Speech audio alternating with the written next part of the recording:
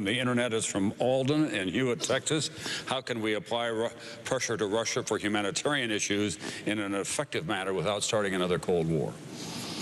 First of all, I say I don't think we're not going to have another Cold War with Russia. But have no doubt that Russia's behavior is certainly outside the norms of behavior that we would expect for nations which are very wealthy, as Russia has become because of their petrodollars. Now, long ago, I warned about Vladimir Putin. I said I looked into his eyes and saw three letters, a K, a G, and a B. He has surrounded himself with former KGB apparatchiks. He has gradually repressed most of the liberties that we would expect for nations to observe, and he has exhibited most aggressive behavior, obviously in Georgia. As I said before, watch Ukraine. Ukraine right now is in the sights of Vladimir Putin, those that want to reassemble the old Soviet Union. We've got to show moral support for Georgia. We've got to show moral support for Ukraine. We've got to advocate for their membership in NATO.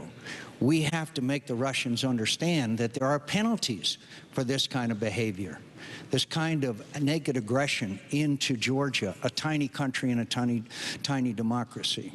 And so, of course, we want to bring international pressures to bear on Russia in hopes that that will modify and eventually change their behavior. Now, the G8 is one of those, but there are many others.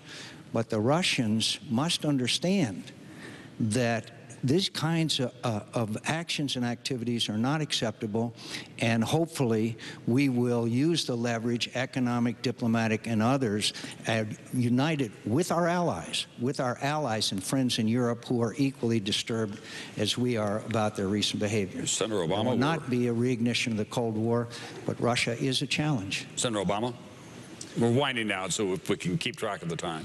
Well, the resurgence of Russia is one of the central issues that we're going to have to deal with in the next presidency. And for the most part, I agree with Senator McCain on many of the steps that have to be taken, but we can't just provide moral support. We've got to provide moral support to the Poles and Estonia and Latvia and all the nations that were former Soviet satellites, but we've also got to provide them with financial and concrete assistance to help rebuild their economies. Georgia, in particular, is now on the brink of enormous economic challenges, and some say that that's what Putin intended in the first place. The other thing we have to do, though, is we've got to see around the corners. We've got to anticipate some of these problems ahead of time.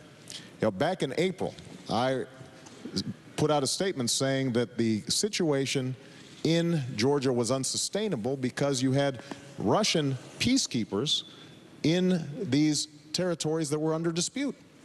And you knew that if the Russians themselves were trying to obtain some of these territories or push back against Georgia, that that was not a stable situation. So part of the job of the next commander-in-chief in keeping all of you safe is making sure that we can see some of the 21st century challenges and anticipate them before they happen. We haven't been doing enough of that. We tend to be reactive. That's what we've been doing over the last 8 years, and that has actually made us more safe. That's part of what happened in Afghanistan, where we rushed into Iraq, and Senator McCain and President Bush suggested that it wasn't that important to catch bin Laden right now and that we could muddle through. And that has cost us dearly. We've got to be much more strategic if we're going to be able to deal with all the challenges that we face out there.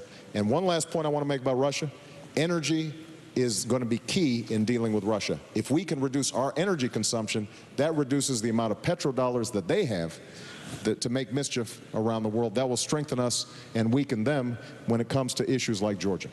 This requires only a yes or a no.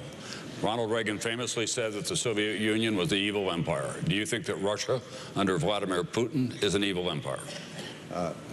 I think they've engaged in evil behavior, and I think that it is important that we understand they're not the old Soviet Union, but they still have nationalist the impulses that I think are very dangerous.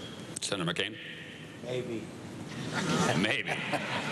Depends on how we respond to Russia, and depends on a lot of things. If I say yes, then that means that we're reigniting the old Cold War. If I say no, it ignores their behavior.